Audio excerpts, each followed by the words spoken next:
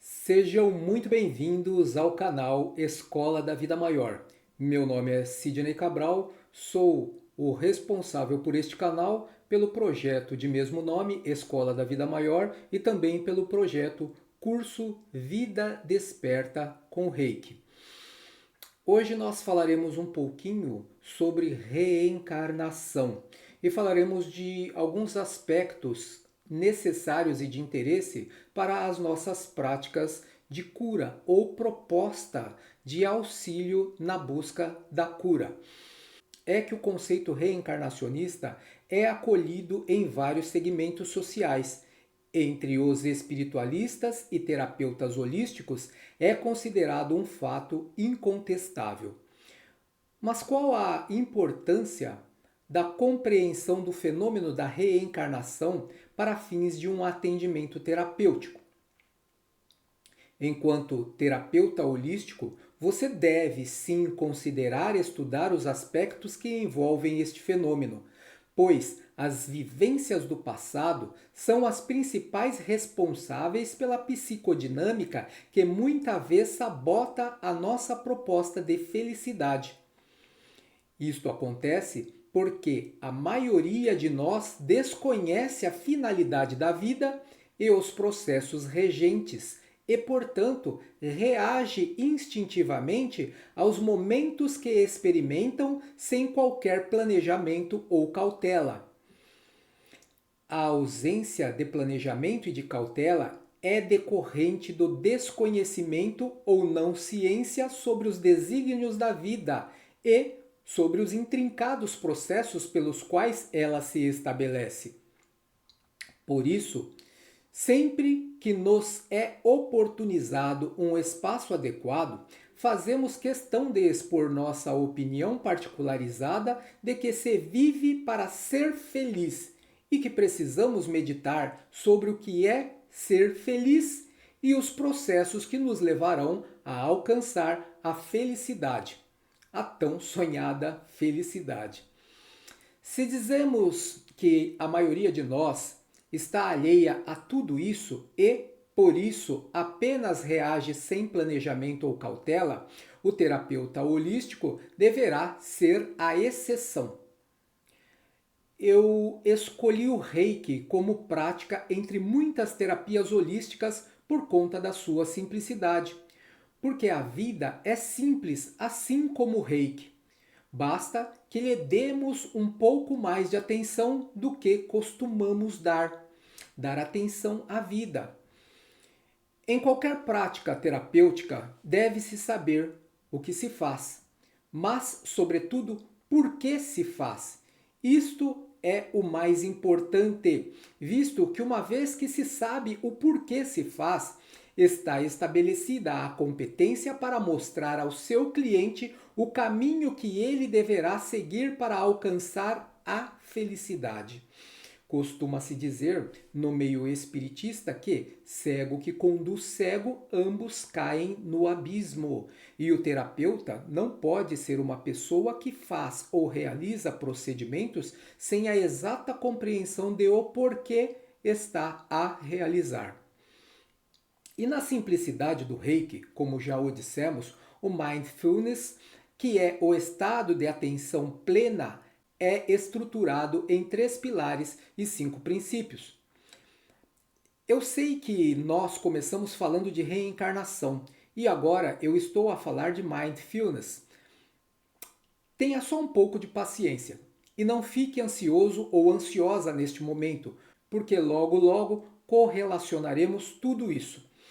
Eu vou primeiro explicar o que é o Mindfulness de uma maneira bem resumida, para que você possa entender, você terapeuta, ou você que quer aprender o Reiki, ou mesmo você que chegou a este vídeo sem qualquer pretensão das quais nós mencionamos, o Mindfulness é uma prática mental que tem suas raízes na tradição budista, mas se tornou cada vez mais popular no mundo ocidental como uma abordagem secular para melhorar o bem-estar e a qualidade de vida. Mindfulness significa estar completamente presente no momento atual, consciente dos seus pensamentos, consciente dos seus sentimentos, sensações físicas e do ambiente que o cerca, sem julgamento, apenas focado, extremamente focado. É uma forma de prestar atenção de forma intencional e não crítica a tudo o que está acontecendo no aqui e agora. Como isso é importante?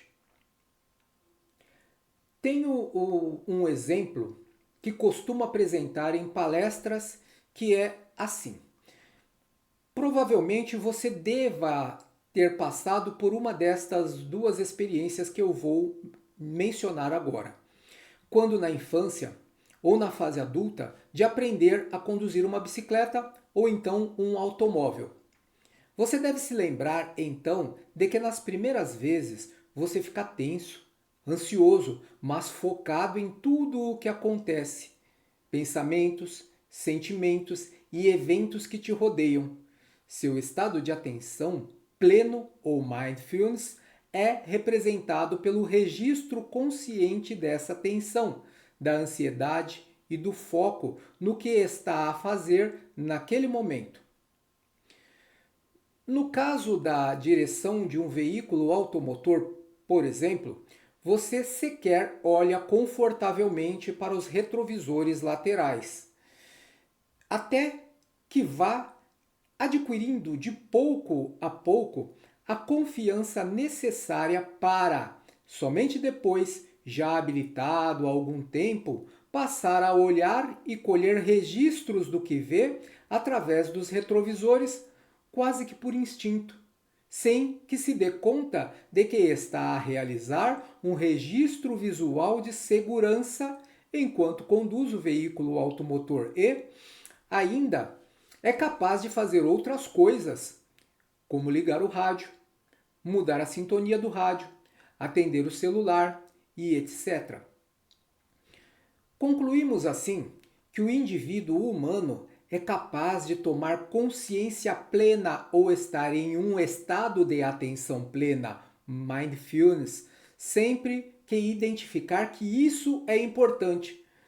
Mas geralmente só o considera importante na fase de aprendizagem, o que é um erro. É desta forma que na rotina do dia a dia, a que chamamos vida, pouco registro faz de seu universo íntimo, pensamentos e sentimentos, e se manifestando de acordo com a sucessão dos eventos que experimenta, ou seja, não age conscientemente, sim irreflexivamente ou por instinto, cuja repercussão de suas atitudes, no mais das vezes, lhe será desfavorável à construção da felicidade. O que significa que nós estamos invariavelmente dispersando as nossas atenções para vários setores daquilo que costumamos chamar de vida. E esta dispersão de atenção faz com que o nosso comprometimento com a verdadeira vida ou com o verdadeiro propósito da vida, que é a construção da felicidade, fique, de certa forma, eu creio que o melhor termo é sabotagem, fique sabotado. Nós dispensamos energia para vários setores e os nossos propósitos vão sendo postergados de uma maneira inconsciente. E só despertamos quando pelo impositivo das aflições humanas. Por que isto é perigoso? Este creio que seja o melhor termo. É porque as impressões vibratórias produzidas no íntimo ou aquelas padrão que se lhe associam porque não soube elevar-se acima da frequência momentaneamente a seu redor, criam o que se chama de ressonância magnética.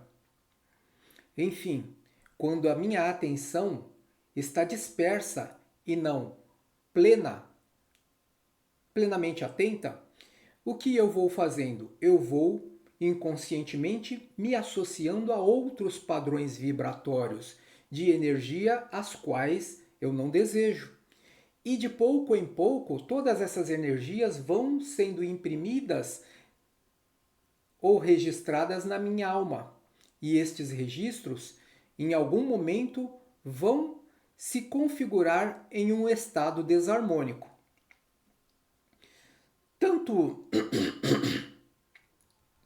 Tanto uma quanto outra impressão, seja de ordem endógena, enfim, aquilo que eu penso e que eu sinto, que vem de dentro para fora, ou exógena, aquilo que vem de fora para dentro, associadas agora nos refolhos da alma, no meu íntimo, enquanto ser constituído de várias camadas energéticas que juntas, reunidas, formam a alma, tudo isso será responsável por outros comportamentos inimagináveis que sabotarão sempre os propósitos mais elevados, enquanto o indivíduo não se atentar à necessidade de retomar a direção da proposta existencial que se define pela oportunidade, esta oportunidade encarnatória.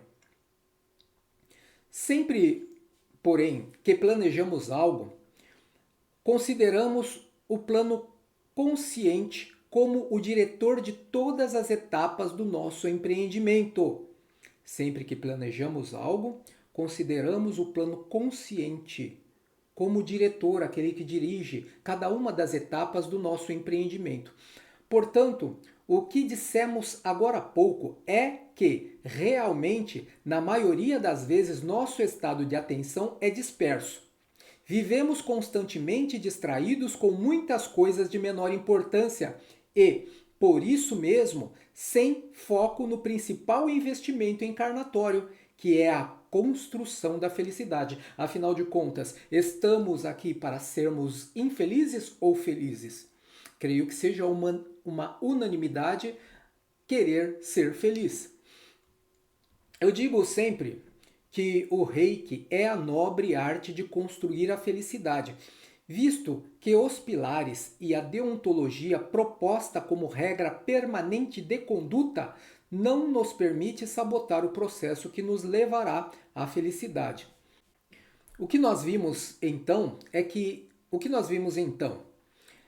vimos a importância do mindfulness como atenção plena para estarmos sempre dirigindo conscientemente os destinos da nossa vida e não nos perdermos no meio do caminho, o caminho da felicidade.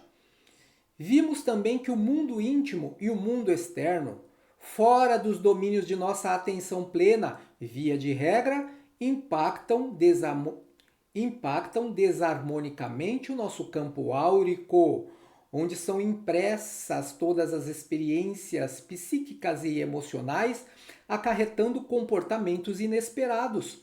Entre eles, o fenômeno da somatização de enfermidades, aqueles eventos psicofísicos que ficam impressos na alma, somatizam em um determinado momento, se não corrigidos, como enfermidades. E que a cura do outro não é a simples prática terapêutica enquanto doação, mas sim a compreensão do outro sobre si mesmo. Em contrapartida, a sua exercitação da atenção plena, o mindfulness. Vamos então explicar a reencarnação em seus processos para que possamos aperfeiçoar nossas técnicas curativas. Lembrando que não temos a pretensão de esgotar um assunto que ainda está distante do nosso domínio, mas daquilo que já alcançamos, passaremos pontos de interesse terapêutico. Quando reencarnamos, passamos por um processo interessante. O espírito humano no planeta a que se destina a experienciar o plano de vida terreno está a ele ligado por elementos aos quais instintivamente já coletou para a formação do seu corpo biológico. Então, são dos próprios elementos da Terra que o espírito, por um dom inato, consegue magnetizar, ou seja, atrair para si elementos úteis à formação do seu corpo biológico. É um dos dons que o Criador conferiu a todos os seres que se originam como princípio inteligente, destinados a crescer, fazer crescer, se aprimorar infinitamente e, no ápice de sua consciência existencial, co-criar. A autoestruturação biopsicoenergética parte de camadas etéreas condizentes com o plano dimensional do espírito até a formatação do corpo biológico que corresponde aos elementos do plano dimensional do homem encarnado. Ou seja, a formação do corpo físico começa quando o espírito atrai os elementos etéreos, os elementos do próprio cosmo, e depois começa a se aproximar da dimensão da matéria, onde vai colher outros elementos próprios da matéria para ambos etéreos e mais densos, jungidos, permitirem a formatação do seu corpo biológico. É um processo algo instintivo, um dom, ou apenas mais um dos inumeráveis dons de que o espírito inteligente dispõe. Estas camadas psicoenergéticas, neste momento psicoenergéticas, são a manifestação do campo mental e emocional, mantidas em equilíbrio e harmonia pelo manancial cósmico que as alimenta, o fluido cósmico universal, o elemento primário de todas as coisas. Conhecido como prana, este fluido cósmico universal, prana, termo originado do sânscrito ou simplesmente fluido universal, esta energia primordial é responsável pela vida cósmica e o espírito a absorve inconscientemente a todo instante. O chakra da coroa, localizado no topo da cabeça, é o responsável por esta ligação espiritual com a dimensão de origem, e é por ele que este fluxo vital cósmico adentra para a preservação da estrutura de corpos ou camadas energéticas. Não imagine, portanto, que camadas são uma terminologia desútil, poderíamos dizer assim. Não, são estruturas totalmente funcionais. As camadas, as quais nós chamamos também de aura, cuja cor, forma, tamanho, intensidade ou brilho representam o estado espiritual do indivíduo, que é o mesmo que dizer do estado de elevação moral. Quando estamos encarnados, no entanto, outro fluxo de energia trabalha para propor vitalidade à camada mais densa desse agregado de corpos, que é este revestimento que nós sentimos e tocamos. Então nós quisemos dizer neste momento, ou queremos dizer neste momento, que a aura é uma composição energética baseada nas emanações psíquicas e emocionais. O espírito atrai os elementos da sua dimensão natural para em torno de si, E estes elementos, naturalmente, formam o seu corpo, os seus corpos, as suas camadas, diversas camadas, ou camadas áuricas, ou camadas chamadas agregado humano, que são camadas funcionais. Ele não forma apenas como uma vestimenta, mas ele forma baseado nas suas funções. Então, determinado setor da alma tem a função de guardar elementos, guardar memórias, outras de guardar interesses de comandamento, outras de guardar as aprendizagens já realizadas e consolidadas, e assim sucessivamente. E cada vez que Cada vez que o espírito, digamos assim, altere a sua forma de pensar e de sentir, há uma manifestação na forma de modificação do estado da aura, tanto na sua coloração quanto na sua formatação. Então, por isso que dizemos ou dissemos que que em determinado momento a aura serve para representar o estado de elevação moral ou o estado atual em que ela se encontra, mais feliz, menos feliz, com raiva, em sofrimento e etc. Quando estamos encarnados, no entanto, já dissemos isso, o outro fluxo de energia trabalha para propor a vitalidade. A vitalidade é a camada mais densa desse agregado de corpos, que é este corpo tangível que nós tocamos. E é o chakra fundamental, não mais o chakra coronário, e sim o fundamental, que se relaciona com o coronário como seu oposto, porque todos os chakras trabalham em pares, é o chakra fundamental, também chamado básico, o responsável por captar a energia telúrica, a energia do próprio planeta. No momento encarnatório, a energia cósmica deixa de fluir em processo psicoenergético.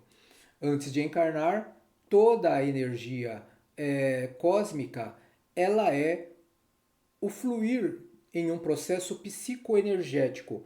Eu penso, eu atraio a energia.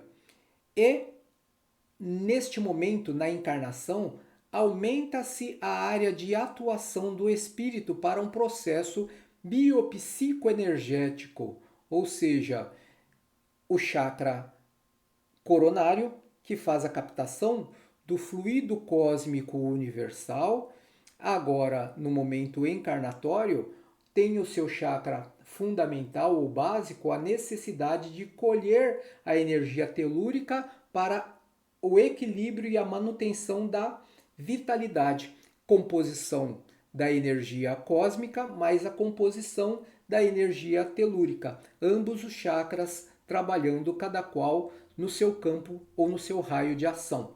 Enfim, alimentação das camadas sutis ou etéreas que forma a alma agora possuem um invólucro físico que é alimentado baseado nesta composição de fluido cósmico universal mais energia telúrica, que compõe a vitalidade para o duplo etérico, para o corpo denso e para todas as demais camadas de corpos sutis.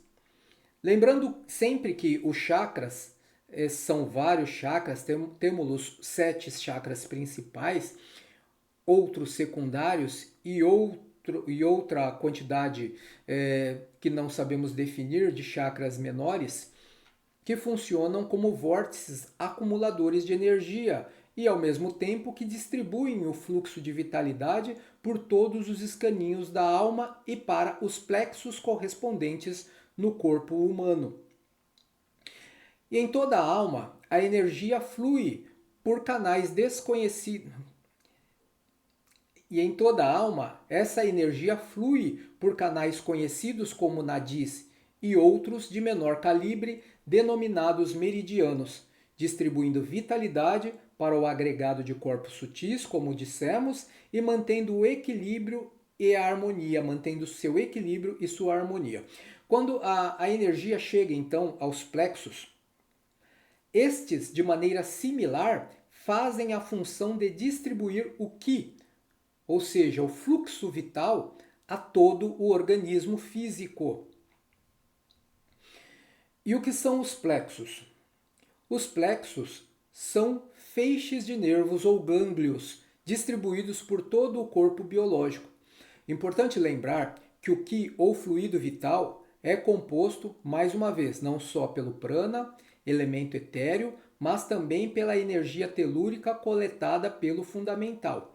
Explicamos isso agora há pouco e também explicamos isso em o curso Vida Desperta com Reiki, que os chakras trabalham em pares que são anteriores e posteriores.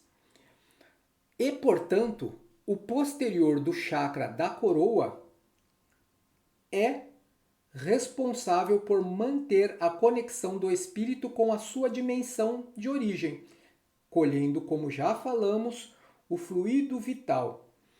E o chakra fundamental, que é o seu oposto, logo abaixo, na região do cóccix, é responsável por, entre outras coisas, de consolidar a reencarnação. Agora estamos chegando perto da reencarnação. Precisamos ter dito todas estas coisas antes de falarmos da reencarnação, para que possamos mais adiante associar o porquê estamos abrangendo o tema reencarnação para os nossos propósitos terapêuticos.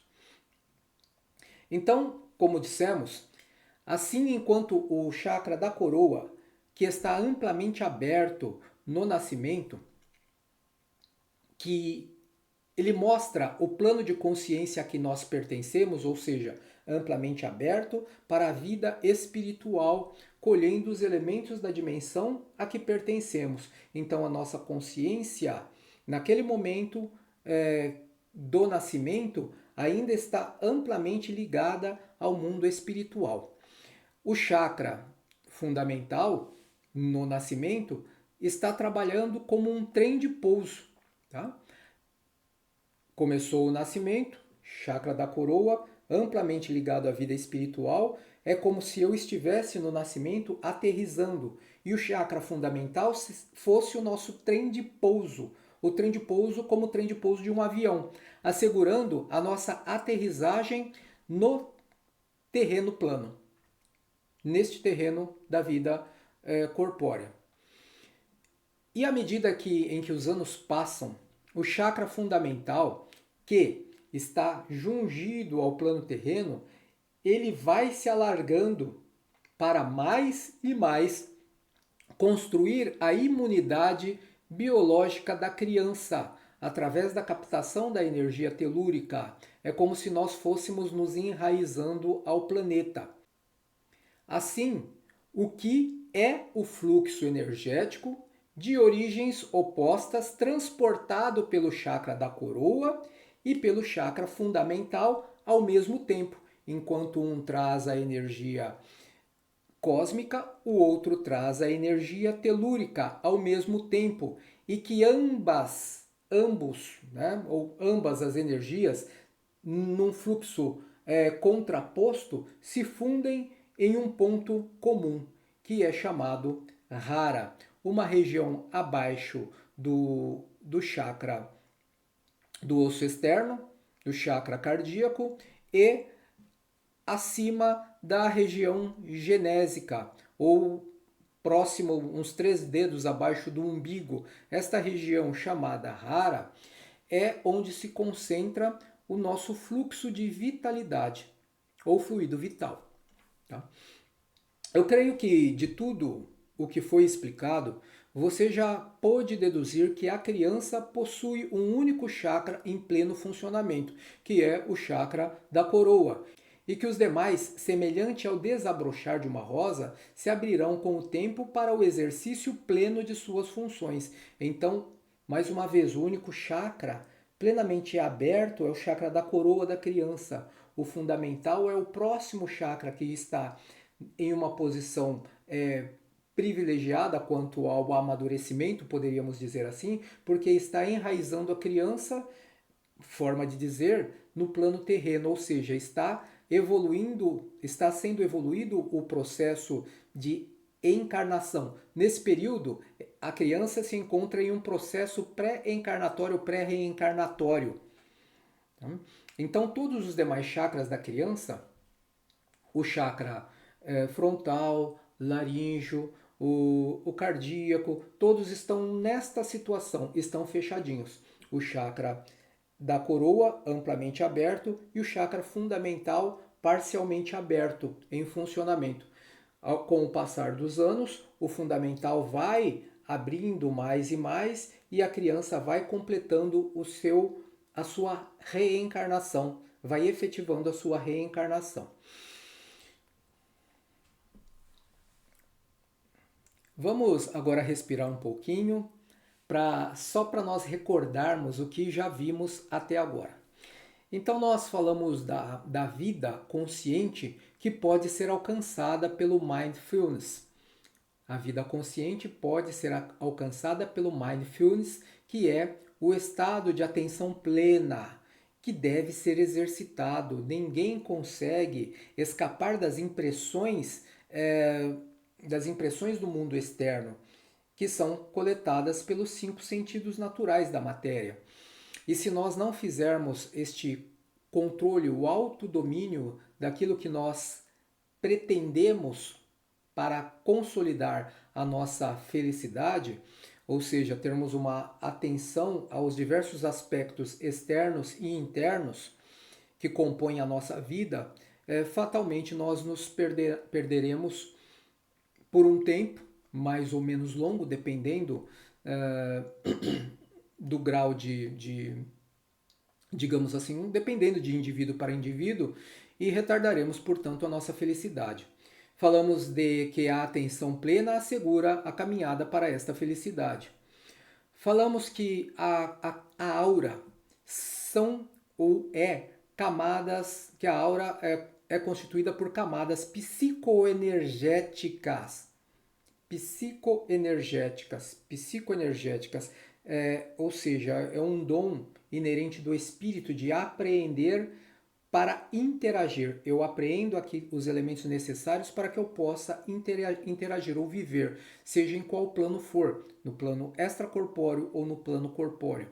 Então que estas camadas psicoenergéticas é onde se imprimem registros mentais e emocionais desta vida ou de vidas passadas. Olha, estamos falando de impressão de registros. Registros podem ser positivos, também podem ser negativos. E para a diluição destes registros, se nós não temos consciência do momento em que se imprimem e por qual mecanismo eles estão sendo impressos, o que eu estava fazendo, o que eu estava pensando, eu não me exercitei em um estado de atenção plena. Portanto, inconscientemente eu permito que estes registros se marquem, ou sejam, ou se imprimam em minha aura. Se eu não sei como veio, o processo reverso para mim também fica muito difícil e muitos desses registros não são adequados à construção da minha felicidade. Falamos também que tais impressões determinam a psicodinâmica dos indivíduos. O que é psicodinâmica? É justamente os comportamentos. Você já se pegou em uma situação que você disse, nossa, por que eu fiz isso? Onde eu estava com a cabeça? Eu não estou falando dos momentos onde você está com a sua consciência embotada por uso de alcoólicos, por exemplo, e tampouco por aqueles que são dados à entorpecência da consciência por outros elementos químicos. Aí estamos falando de você naturalmente no seu dia a dia tão focado em várias outras coisas, dispersando a sua consciência para lá, para outro lado, que você não percebe determinados comportamentos que, postos em ação, te trazem constrangimento. Isso deve ter acontecido com você porque já acontece com todo mundo. Isto é a psicodinâmica, ou seja, são aqueles registros impressos em nossa aura que são energias, e energia se movimenta a todo instante, e a movimentação dessas energias em algum momento vai te sabotar, porque eu não me coloquei na condição ou na consciência de que eu tenho que ter o autodomínio, a atenção plena dentro dos processos da minha vida. Com este pequeno respirar que nós fizemos agora, neste pequeno momento, neste breve momento, agora nós podemos inferir que a vida mental e nossas emoções, sem as rédeas da vida consciente, adoecem, ferem, sabotam e até mesmo enlouquecem. através da depressão, do desgosto pela vida, da desistência de viver e outras psicopatologias que nós já conhecemos de montão. O terapeuta, quando doa suas práticas, deve estar ciente de que os sofrimentos humanos de qualquer tipo são manifestações dos distúrbios profundos que remanescem no ser espiritual, desarticulando os sensores emocionais e a harmonia vibratória que vige nas células, o que faculta a instalação das enfermidades. Não deverá, assim, se propor a resolver os desafios nem as dificuldades alheias, eliminar as doenças nem os sofrimentos do outro, mas sim propor ao assistido os meios hábeis para a própria recuperação. Não sou eu que vou resolver os problemas do meu assistido, do meu cliente, e sim é ele que resolverá. Eu sou apenas a ferramenta, o caminho que vai levá-lo ao despertamento, ao estado de atenção plena. Retomando, portanto, a questão da reencarnação, para entendermos como alguns comportamentos pouco conscientes poderão resultar ou resultam em consequências deploráveis, temos que o espírito aquece ou não, participa ou não do planejamento encarnatório. E isto, de igual forma, acontece pela maior ou menor consciência de sua existência. Alguns espíritos relutam em reencarnar porque não estão dispostos a repetir os mesmos enfrentamentos em que faliram no passado. Quando estão no plano extracorpóreo ou a dimensão do espírito, sob a mentoria de algum espírito benevolente, a lhe dizer: olha, você aproveitou pouco ou nada a sua encarnação precedente e por isso é necessário que façamos um novo planejamento. Daí o espírito vai dizer assim: ah, tudo bem, o que eu vou fazer de novo? Nada de novo, você vai reparar aquilo que você deixou de fazer. E aí ele se entristece muitas vezes, porque se já foi muito difícil, se ele deixou de lado porque ele não queria os enfrentamentos, agora ele vai ter ou será obrigado numa nova proposta encarnatória a fazer os enfrentamentos que ele não quis no passado. Então, alguns aceitam a reencarnação, outros não. Alguns aceitam, mas com aquele ânimo. Outros dizem: eu não quero reencarnar. E ponto final. Alguns espíritos com um potencial mental, ou seja, com um poder mental já bastante desenvolvido na área do intelecto, eles conseguem até postergar por um tempo essa dádiva de crescimento espiritual que é a experiência corpórea. E eu digo postergar por um tempo, pois que o livre-arbítrio está condicionado às leis naturais, que são irrevogáveis. E sendo o progresso uma das leis naturais, neste sentido como em outras circunstâncias, o livre-arbítrio será sempre relativo. Enfim, ele pode postergar pelo seu livre-arbítrio. Foi uma escolha que ele fez, mas ele não vai conseguir manter-se nestas condições sem aproveitamento de uma oportunidade encarnatória por muito tempo. Uma criança, por exemplo, vocês devem até ter tido a oportunidade de presenciar alguns casos semelhantes a este que eu vou descrever. Uma criança, ao nascer, ela pode manifestar perturbações de choro, bastante irritação, de inquietude, dorme às vezes de dia um pouco ou dorme nada, mas à noite passa a noite inteira às claras. Nós não estamos a falar que em tais condições a criança não quer se manter no plano corpóreo. Cada caso é um caso, mas há essa possibilidade de o chakra fundamental não se abrir para a conexão telúrica, ou seja, para entre aspas, o enraizamento da criança, ou seja, o processo dar prosseguimento natural à, à reencarnação, à consolidação da reencarnação. E por conseguinte, ela acaba por um tempo postergando a efetivação da reencarnação. Só que ela já está dentro do processo. A menção que fizemos anteriormente são espíritos que sequer entram dentro do processo reencarnatório. Neste caso, a criança já está dentro do processo. O que acontece é que a criança, que naturalmente após o nascimento encontra-se um ciclo de vida chamado, como dissemos, pré-reencarnatório e deveria passar boa parte do tempo dormindo, mais conectada com o plano de origem, lembra que falamos do chakra, que mostra o plano de consciência em que o recém-nascido está, muito mais no plano espiritual do que no plano corpóreo. Nessas condições, o chakra fundamental, naturalmente, ele vai evoluindo. Se a criança tem um processo natural, passa mais tempo dormindo do que acordada, dorme pelo menos uma boa parte da noite, dorme uma boa parte do dia. Naturalmente, o chakra fundamental não tem qualquer impeditivo para a sua função e ele vai evoluindo para concluir o processo reencarnatório.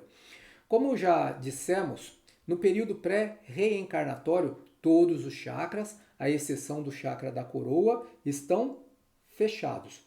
O chakra da coroa, amplamente aberto, o fundamental, parcialmente aberto, os demais fechados. E vão, conforme o fundamental vai fazendo a sua função, juntamente com o coronário, os demais chakras, com o passar do tempo, vão desabrochando como se fosse uma rosa ou outra flor qualquer.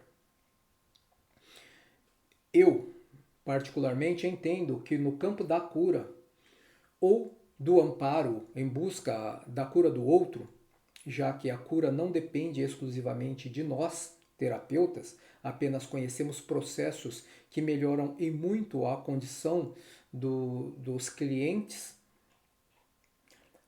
seja importante que nós cuidemos de 4 aspectos básicos enquanto curadores. O primeiro aspecto que nós falamos lá, que ensinamos, porque detalhamos, deixamos material impresso, é o pre-talk e a anamnese. O pre-talk, que é a conversação prévia, envolve empatia e saber ouvir, bem como a habilidade de, no momento oportuno, sem interferências na fala do outro ou aconselhamentos baseados em pontos de vista, no momento oportuno saber perguntar apenas aquilo que restou nebuloso durante a manifestação do outro e que nossa fala possa se resumir exclusivamente na provocação de reflexões para que ele, o outro ou o cliente, encontre os caminhos de libertação da crise psicológica ou um conforto quanto ao mal-estar ou ao mal que estiver somatizado na forma de enfermidade do corpo físico. Então, o primeiro elemento é o pre-talk.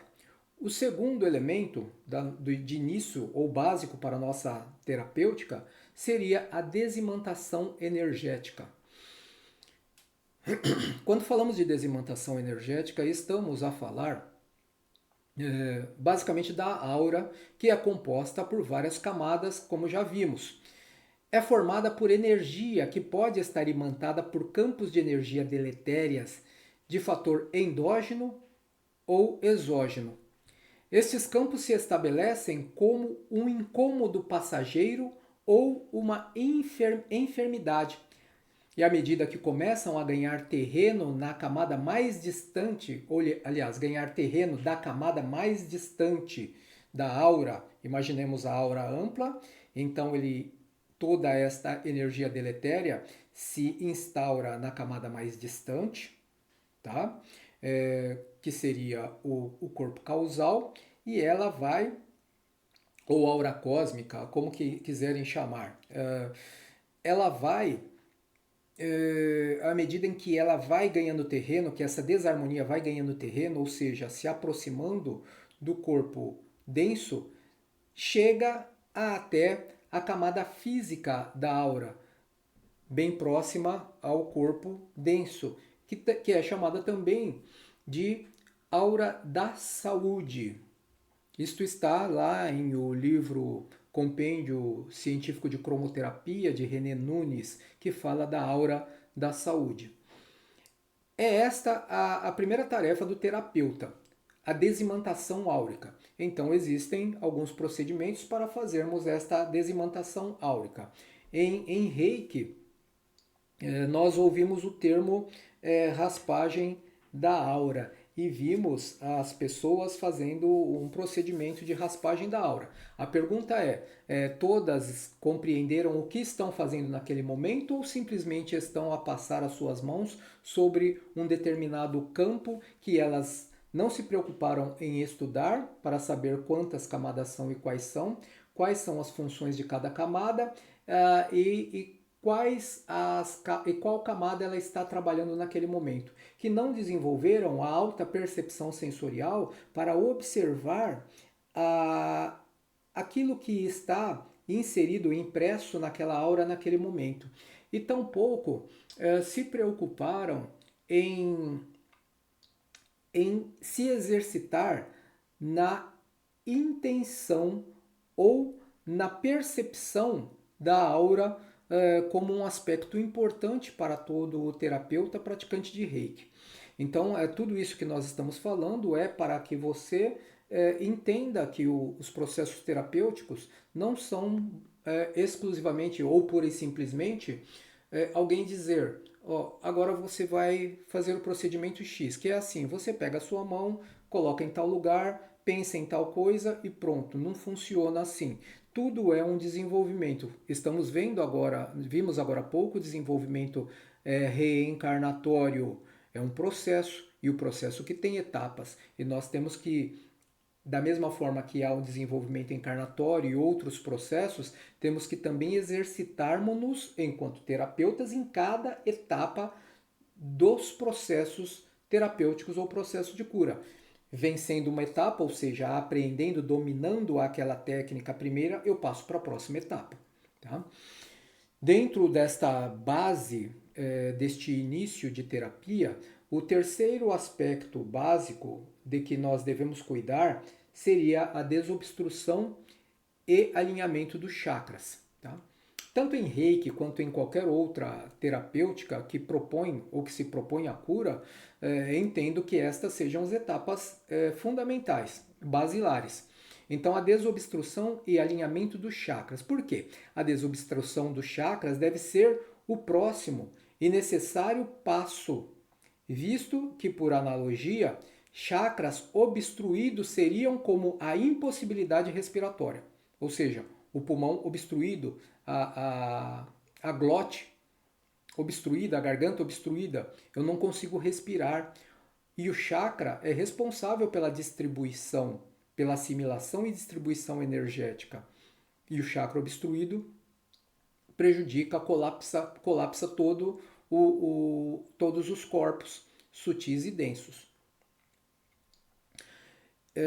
Mais uma vez, no curso Vida Desperta com Reiki, nós passamos algumas técnicas de acordo com o nível de aprendizagem. Então, quem é o aluno do nível 1, passamos algumas técnicas de desobstrução e alinhamento de chakras. Quem é o aluno do nível 2, outras técnicas. Quem é aluno do nível 3 e assim sucessivamente, de forma que uma técnica em nível 1 pode até parecer para o praticante de nível 2 ou 3 uma técnica incompleta, mas ela vai atender o nível de consciência sobre a prática terapêutica que aquela pessoa, aquele aluno possui naquele momento.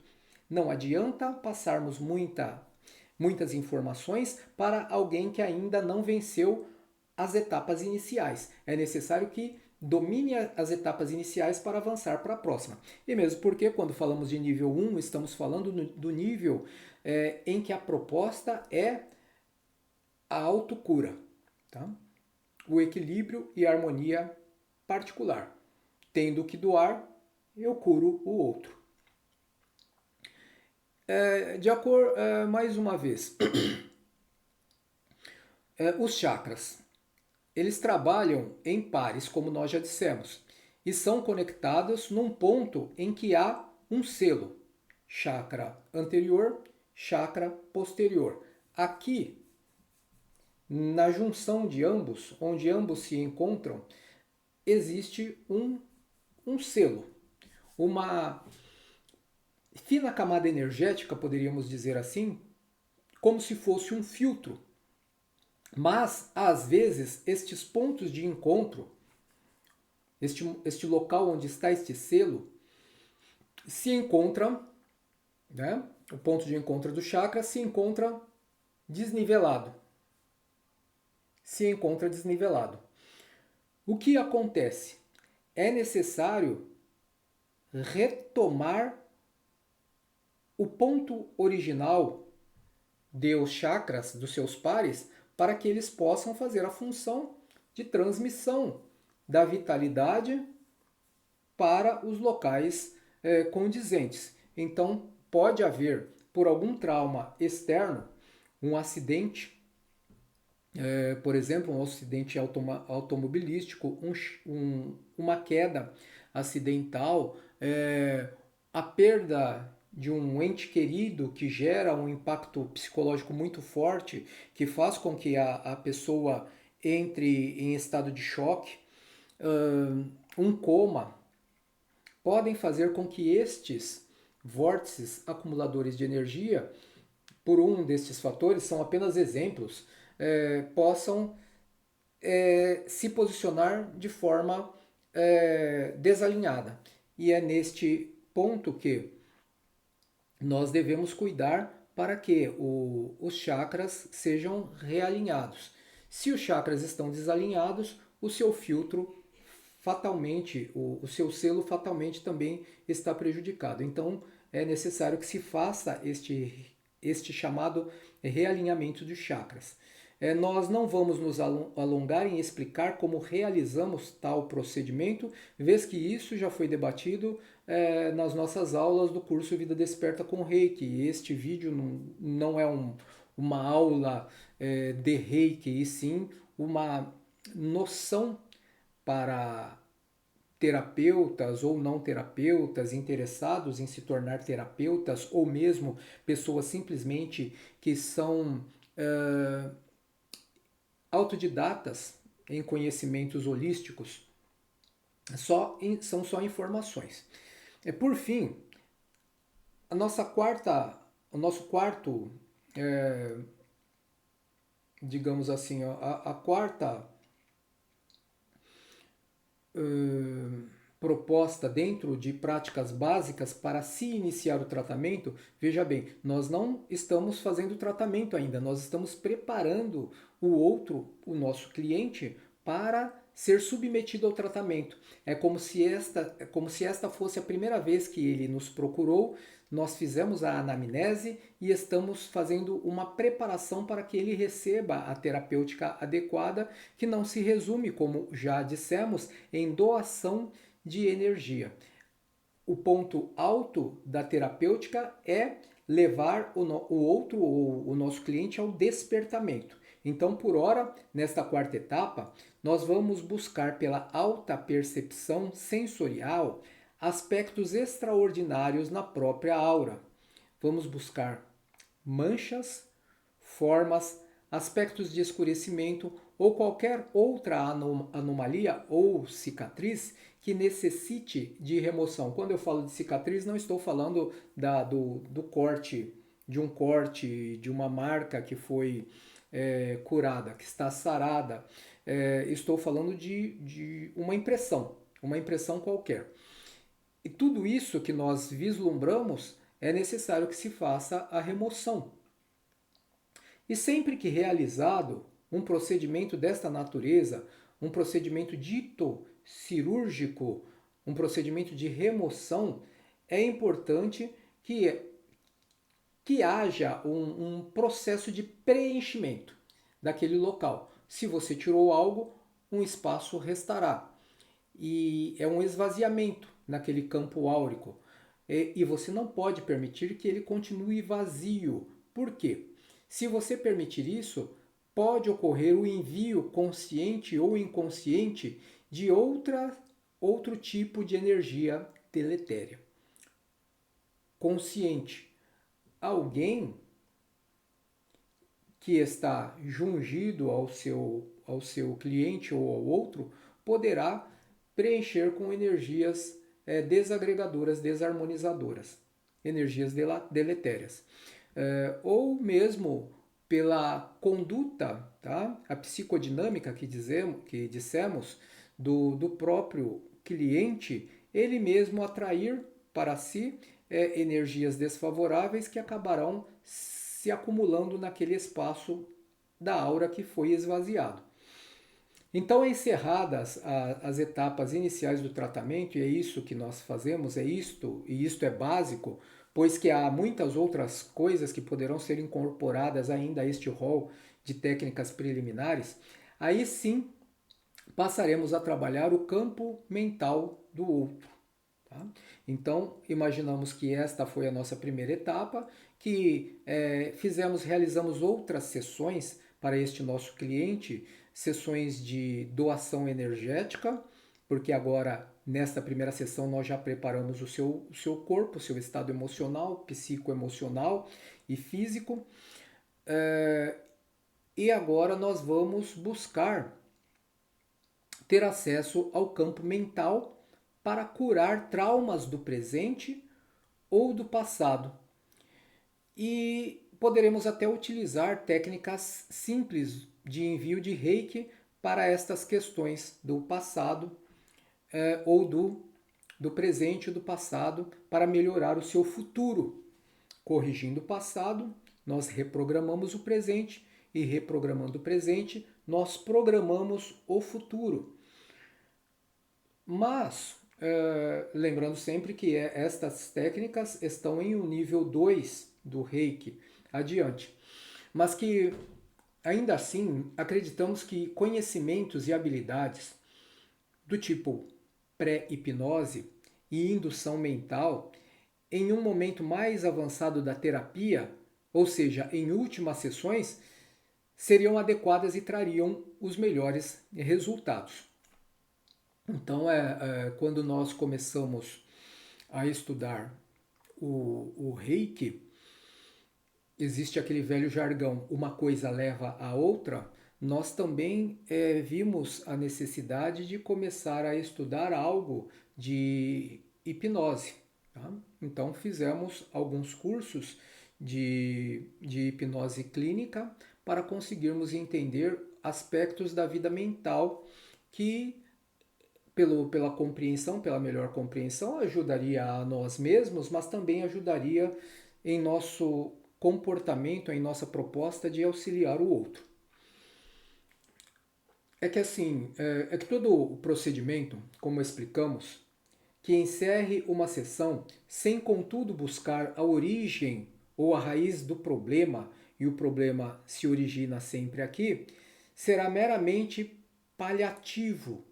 E o que desejamos, na realidade, é ajudar na busca da cura. Então, se apenas doarmos energia, sem saber por quais caminhos ou por quais processos estas energias se perderam ou o campo energético de o outro se tornou desarmônico ou desequilibrado, perdão, se apenas doarmos energia, muito provavelmente ele retomará ao estado desarmônico anterior. Então é necessário que nós conheçamos a raiz do problema para que a nossa prática não seja um mero paliativo. Esta nossa preocupação é porque reside na vida de relação, né, na vida desperta, no presente e no passado, elos vibratórios, verdadeiros cordões que rompem os liames temporais, lembram da teoria da relatividade? O tempo e o espaço como conhecemos é uma mera ilusão. Então, existem verdadeiros cordões que rompem os liames temporais, unindo passionalmente indivíduos, de onde se processam verdadeiros embates de obsessão ou até mesmo auto-obsessão. Então, o indivíduo ora encarnado, lembram do que nós falamos da reencarnação, em que nós dissemos que existem espíritos que não querem repetir os enfrentamentos onde eles já faliram, que existem espíritos que reencarnam, mas que, enquanto bebês, vivem verdadeira perturbação de inquietação, de não permitir o prosseguimento natural do processo ou a conclusão natural do processo pré-reencarnatório. Então seriam justamente estas pessoas que acabam criando cordões passionais que as unem através do tempo e do espaço. Eu creio que seja mais ou menos isso. E isso gera uns processos obsessivos. O encarnado e o desencarnado. O encarnado, mesmo inconsciente, pelos laços estabelecidos por esses cordões, acaba atraindo de qualquer lugar do tempo e espaço o desencarnado e começa um processo obsessivo. Ou simplesmente ele já traz algumas viciações do passado e ele não as tem neste momento, na fase da infância, na fase da pré-adolescência, mas começam a aflorar na forma de tendências, temperamentos e tendências, já numa fase mais avançada após a pré-adolescência, após a puberdade. E geram os processos auto-obsessivos. Quem não conhece um caso de uma criança que era feliz, era alegre e tal, e de repente iniciou o processo da fase adulta e começou a ficar introvertida e manifestou sintomas de transtorno esquizoide, de pânico, de depressão e assim sucessivamente. São justamente estas impressões da psicodinâmica da alma que começam a aflorar em determinado momento, e geralmente isto acontece em muitos casos na fase após na fase da puberdade, porque há uma transformação hormonal que mexe não só com a parte corpórea, como também a parte psicológica do indivíduo. Então, no primeiro caso, que falamos de obsessão, os indivíduos estão jungidos por sentimentos, ora de amizade, de paixão ou até mesmo ódio, espíritos do passado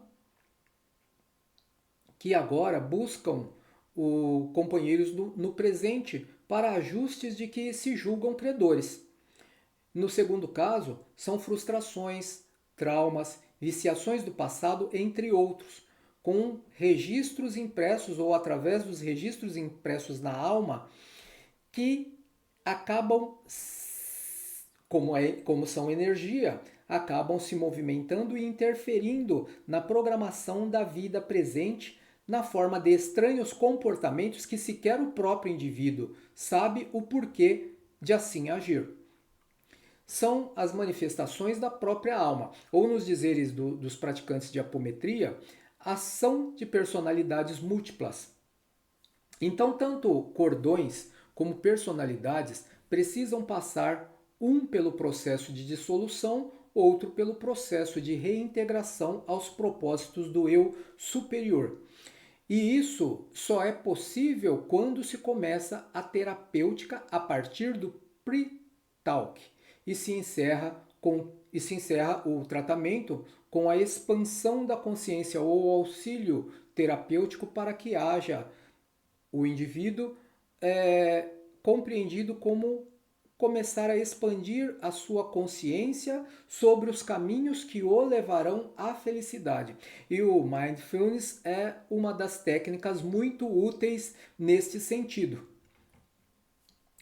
Nós ficamos por aqui e porque entendemos que muitas informações ainda poderão ser dadas, mas em outras transmitidas, mas em outros vídeos, em outras oportunidades. Por hora, eu creio que isso seja útil para você. Se realmente foi útil, colabore conosco, se inscrevendo neste canal, Escola da Vida Maior, clique em inscrever-se, em seguida clique no sininho para que você ative as notificações de novos vídeos e faremos estes vídeos semanalmente, mas também compartilhe este vídeo em suas redes sociais para que ele possa alcançar mais e mais pessoas. E não se esqueça também de deixar um joinha, curtir o nosso vídeo. Por hora, só isso. Fiquem em paz, tenham uma boa vida. Namastê.